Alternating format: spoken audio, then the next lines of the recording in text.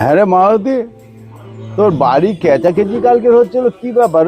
ওসব কিছু না, তো শুনতে হবে না। আরে কি হয়েছে নিজেদের মধ্যে বলবি। অপর লোক হোক আর নিজের লোক হোক, তোমার তো কি দরকার এর ওর ব্যাপারে এটা ওটা শুনে শুনে বেড়ানো? এই তুই লোকের বাড়ি ঝগড়া হলে ছুটিস শোনার জন্য, আর তোর বাড়ি ঝগড়া হচ্ছে কি হচ্ছে আমরা শুনবো না? আমি নাই মেয়ে মানুষ, তাই জন্য একটু এর কথায় কানটা দিই। কিন্তু তুমি তুমি তো মদ্দলোক হয়েও কেমন মেয়েনাচকাদের মতো এর কথা শুনে শুনে বেড়াও। তুমি আজকাল না মেয়েনাচকা হয়ে যাচ্ছ। এই তুই এরম করে বলছিস?